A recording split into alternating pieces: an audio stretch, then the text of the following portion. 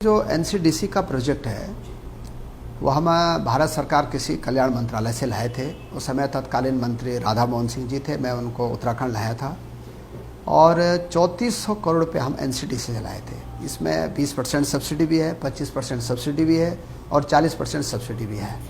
और इसमें जो कृषि आधारित एलाइड विभाग हैं, चाहे मत्स्य विभाग हो, चाहे पशुपालन हो, चाहे डेयरी सेक्टर हो, चाहे कृषि विभाग हो, चाहे भेड़ ऊन पालन हो, चाहे कोई भी विभाग हो, हमने हर विभागों की किसानों की आय दुगनी करने के लिए एक बहुत बड़ा काम किया था।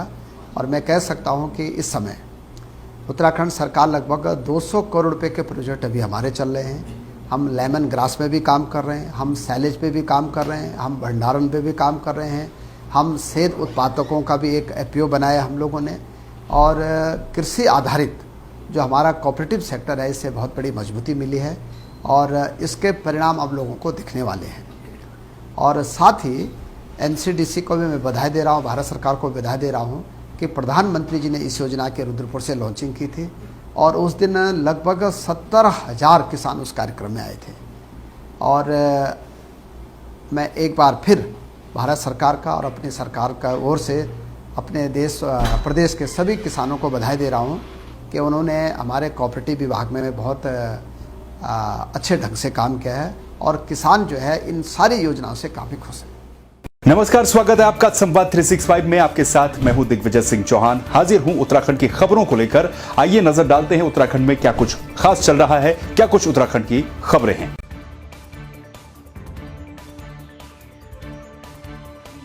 कौशल विकास और उद्यमशीलता मंत्रालय भारत सरकार के द्वारा हरिद्वार में आयोजित कुंभ मेले में स्किल इंडिया पैवेलियन का डिजिटल लॉन्च कार्यक्रम आयोजित किया गया। मुख्यमंत्री तीरथ सिंह रावत, केंद्रीय कैबिनेट मंत्री डॉक्टर महेंद्र नाथ पांडे, रमेश पोखरियाल निशंक, केंद्रीय कौशल विकास और उद्यमिता राज्य मंत्री स्वतंत्र प्रभार आर.के. सिंह, उत्तराखंड के कौशल विकास मंत्री हरक सिंह रावत और विधायक मदन कौशिक भी वर्चुअल रूप से कार्यक्रम में शामिल हुए। मुख्यमंत्री तीरथ सिंह रावत और केंद्रीय कौशल विकास मंत्री डॉक्टर महेंद्र नाथ पांडे ने स्किल इंडिया के मेले में प्रतिभाग कर रहे युवाओं से बातचीत कर युवाओं को कौशल विकास के लिए अन्य लोगों को भी प्रेरित करने और आत्मनिर्भर भारत की दिशा में कदम बढ़ाने की अपील की। मुख्यमंत्री तीरथ सिंह रावत ने रविवार को पलटन बाजार और परेड ग्राउंड में स्मार्ट सिटी के कार्यों का औचक निरीक्षण किया। पलटन मार्केट के निरीक्षण के दौरान उन्होंने स्मार्ट सिटी और जिलाधिकारी देहरादून को निर्देश दिए कि निर्माण कार्यों में लगी सभी एजेंसियों के माध्यम से कार्य में तेजी लाई जाए। उन्होंने कहा कि यह सुनिश्चित किया जाए कि निर्माण कार्यों से व्यापारियों और जनता को किसी प्रकार की दिक्कत न हो। निर्माण से संबंधित सभी काम रात में किए जाएं। धूल की समस्या के समाधान के लिए कार्यस्थल पर पानी का छिड़काव किया जाए। हरिद्वार महाकुंभ में आज दूसरा शाही स्नान हुआ। इस शाही स्नान में तमाम अखाड़ों के साधु संतों सहित लाखों की संख्या में लोगों ने आस्था की डुबकी लगाई। शाही स्नान के दौरान कोरोना नियमों की जमकर भी धज्जियां उड़ाई गई। हरिद्वार में कई साधु संत कोरोना पॉजिटिव भी मिले हैं। कुंभ मेला आईजी संजय गुंजाल ने कहा है कि हम लोगों से लगातार कोविड के नियमों के पालन करने की अपील कर रहे हैं, लेकिन भारी भीड़ होने के कारण चालान जारी करना व्यावहारिक रूप से संभव नहीं है।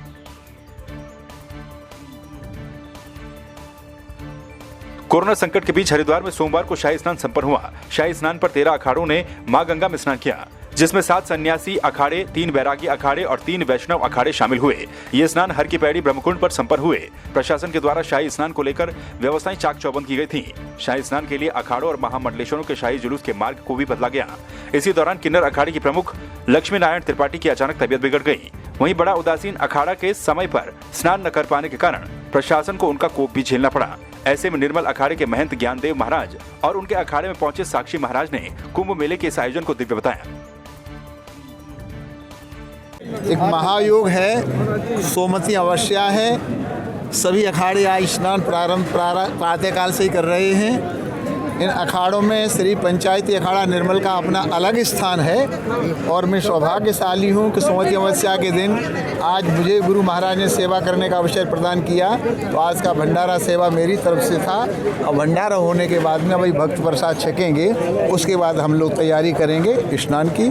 सबके लिए शुभकामना। गंगा मैया से प्रार्थना करेंगे वैश्विक महामारी जो कोरोना है उससे देश को बचाए, विश्व को बचाए, यही प्रार्थना।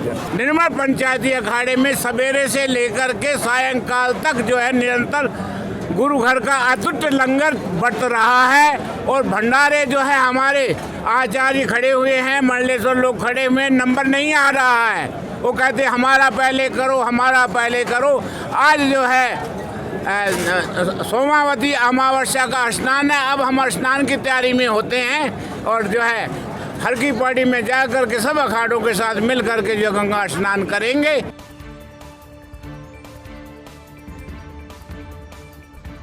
दुगड्डा के गोदीबाड़ी गांव में गुलदार के हमले में मारी गई बच्ची के परिजनों से मिलने वन मंत्री हरक सिंह रावत उनके घर पहुंचे। मंत्री ने परिजनों को ढांढस बंधवाया और विभाग की ओर से मुआवजे का चेक दिया। वन मंत्री हरक सिंह रावत ने परिजनों को ढांढस बंधाते हुए कहा कि दुख की इस घड़ी में वो परिवार के साथ हैं। वहीं उन्होंने ये भी कहा कि अगर 2-3 दिन में गुलदार नहीं पकड़ा जाता है तो फिर उसे आदमखोर घोषित कर दिया जाएगा।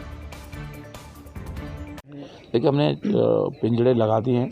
2-3 दिन में अगर वो पिंजड़े में अगर आ गया, वो लेपर्ड अगर पकड़ा गया तो ठीक है, नहीं तो फिर हम उसको आदमखोर घोषित करके और उसको शिकारियों को यहाँ मारने के लिए भेजेंगे।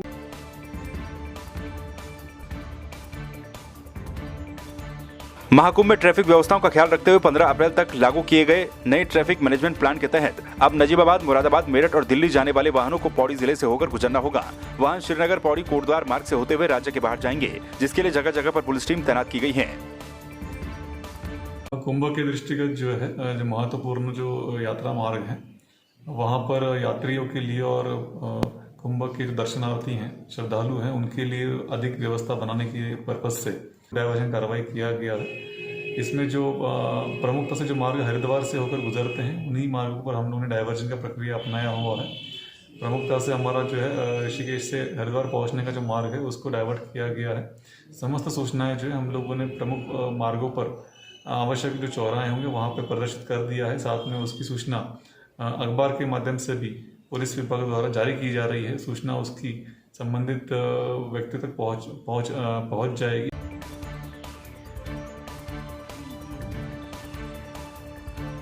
पौड़ी जिले में वनाग्नि की घटनाएं थमने का नाम नहीं ले रही हैं। यहां जिले के नैनीडांडा ब्लॉक में 3 मवेशियों की वनाग्नि की चपेट में आकर मौत हो गई।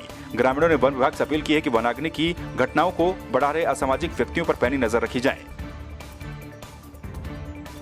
जंगल आग लगने से हमारे 3 बछड़ा मर गए और 3 को बचा लिया हमने। और भाई बहनों, निवेदन है, मैं प्रार्थना कर रहा हूँ कि आग मत लगाए जंगल में।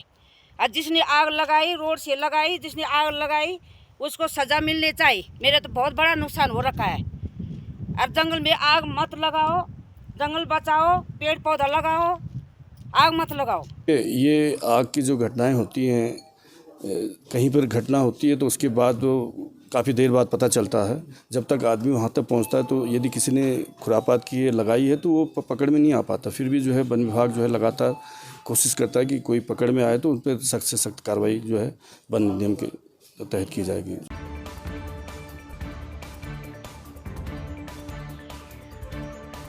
उत्तरकाशी जिले के सीमांत गांव ओसला में समूर्ण आदर्श विद्यालय का विधिवत शुभारंभ हो गया। ओसला गांव उत्तरकाशी जिले के अंतिम सीमावर्ती गांव होने के साथ ही विकास की मुख्य धारा से नहीं जुड़ पाया है।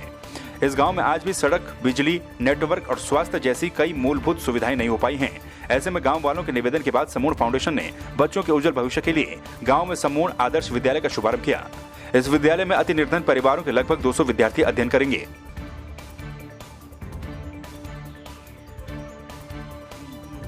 पिथौरागढ़ पुलिस ने 24 ग्राम स्मैक के साथ एक युवक को गिरफ्तार कर लिया। पुलिस अधीक्षक सुखबीर सिंह ने बताया कि पिथौरागढ़ का रहने वाला सूरज वाल्दिया उधम सिंह नगर से एक बस में सवार होकर पिथौरागढ़ की ओर जा रहा था। पुलिस के अनुसार आरोपी सूरज सिंह पहले भी एनडीपीएस एक्ट के मामले में जेल जा चुका है। 24 ग्राम स्मैक की रिकवरी आज हुई है। एक अभियुक्त से पिथौरागढ़ का रहने वाला है। ये अभियुक्त सूरज सिंह बल्दिया नाम बताया जा रहा है, बताया इसने अपनी पूछताछ में। और ये पहले भी एक एनडीपीएस के मामले में जेल जा चुका है और एक 304 IPC का भी इसके ऊपर केस है। 2 मुकदमे चल रहे हैं। आज ये बस में बैठ के नीचे उधम सिंह नगर साइड से आ रहा था, तो संदिग्ध लगा। हमारे जो घाट की चौकी है बॉर्डर पे, वहाँ हमारे सब इंस्पेक्टर चेकिंग में प्रियांशु जोशी और अपने 2 कांस्टेबल के साथ थे। उन्होंने इसको चेक किया तो इसकी पॉकेट से 24 ग्राम इसमें बरामद की है।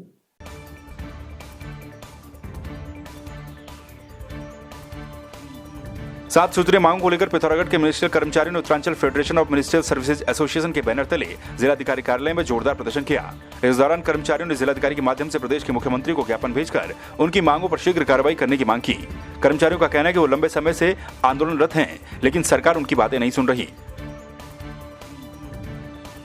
एक ACP हमको 2009 से जो मिली थी, MSP लागू हुई 2016 से, उसकी रिकवरी का शासन ने शासनादेश किया है, जिसका हम विरोध कर रहे हैं। दूसरा हमारा शिथिलीकरण का मामला है और हमारा जो पेंशन का मामला है, नई पेंशन जो लोगों को दी है उससे नुकसान हो रहा है, हम पुरानी पेंशन बहाली की मांग कर रहे हैं। और तीसरा मांग है हमारा जो आयुष्मान अटल योजना वाला जो चिकित्सा वाला सुविधा है, हमारे कर्मचारियों को उसका लाभ चिकित्सालय में नहीं मिल रहा है। उसके लिए अलग अलग चिकित्सालय आइडेंटिफाई किए हैं, जिसमें हम लोगों को काफ़ी वक्त भी लग रहा है और वैसा भी अलग से इन्वेस्टमेंट करना पड़ रहा है।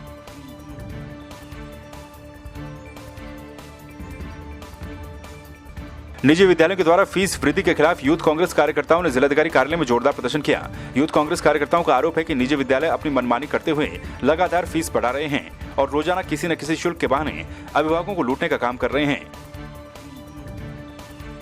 जो शिकायत हमें यहाँ पर को मिली है, अभिभावक जो है कि हमारे पास आए और उन्होंने बताया कि किस तरह से शुल्क वृद्धि जो है कि निजी विद्यालय द्वारा की जा रही है।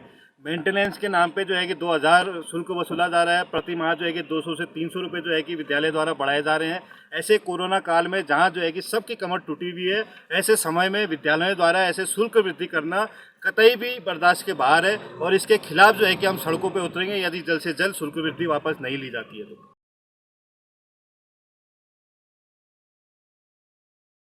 जो NCDC का प्रोजेक्ट है वो हम भारत सरकार किसी कल्याण मंत्रालय से लाए थे। उस समय तत्कालीन मंत्री राधा मोहन सिंह जी थे, मैं उनको उत्तराखंड लाया था और 3400 करोड़ रुपए हम NCDC से लाए थे। इसमें 20% सब्सिडी भी है, 25% सब्सिडी भी है और 40% सब्सिडी भी है। और इसमें जो कृषि आधारित एलाइड विभाग हैं, चाहे मत्स्य विभाग हो, चाहे पशुपालन हो, चाहे डेयरी सेक्टर हो, चाहे कृषि विभाग हो, चाहे भेड़ ऊन पालन हो, चाहे कोई भी विभाग हो, हमने हर विभागों की किसानों की आय दुगनी करने के लिए एक बहुत बड़ा काम किया था। और मैं कह सकता हूं कि इस समय उत्तराखंड सरकार लगभग 200 करोड़ रुपए के प्रोजेक्ट अभी हमारे चल रहे हैं। हम लेमन ग्रास में भी काम कर रहे हैं, हम सैलेज पे भी काम कर रहे हैं, हम भंडारण पे भी काम कर रहे हैं, हम सेब उत्पादकों का भी एक FPO बनाया हम लोगों ने। और कृषि आधारित जो हमारा कोऑपरेटिव सेक्टर है, इससे बहुत बड़ी मजबूती मिली है और इसके परिणाम अब लोगों को दिखने वाले हैं। और साथ ही NCDC को भी मैं बधाई दे रहा हूँ, भारत सरकार को बधाई दे रहा हूँ कि प्रधानमंत्री जी ने इस योजना के रुद्रपुर से लॉन्चिंग की थी और उस दिन लगभग 70,000 किसान उस कार्यक्रम में आए थे।